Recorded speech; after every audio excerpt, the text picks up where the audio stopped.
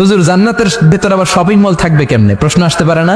সহিহ মুসলিমের বর্ণনা, ইন্না ফিল জান্নাতি লাসুকান, জান্নাতের ভেতরে বিশাল এক শপিং মল থাকবে।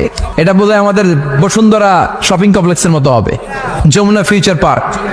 দুবাইতে যে একটা আছে বিশাল শপিং মল, মালয়েশিয়ার মিড ভ্যালি, এগুলোর মতো হবে মনে হয়। কত বিশাল যে শপিং মল হবে। সহিহ মুসলিমের বর্ণনা, প্রতি শুক্রবারে সব জায়গা থেকে বন বন করে মৌমাছির মতো জান্নাতীরা ওই শপিং মলে শপিং করতে আসবে। ইচ্ছে মতো দেদারসে পোশাক কিনবে, ইচ্ছে মতো শপিং করবে, টাকা দেয়া লাগবে না, ক্রেডিট কার্ড লাগবে না। সুবহানাল্লাহ পড়েন। ইচ্ছে মতো শপিং করবেন।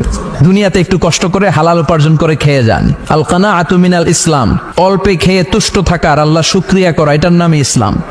অল্প খাও, অল্প পড়ো, অল্প জমাও, অল্পের ভেতরে বরকত ঢুকাই দিছে কে?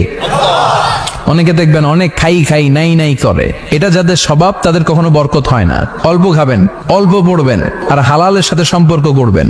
আল্লাহুম্মা কফিনি বিহালালিকা আন হারামিক ওয়া আগনিনি বিফাদলিকা আম্মান সিওয়াক।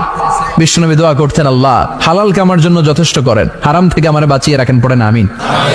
হালাল অল্প হলেও হালালে বরকত আছে না নাই? হারাম বেশি হলেও এটাতে কোনো বরকত নাই, ঠিক কিনা?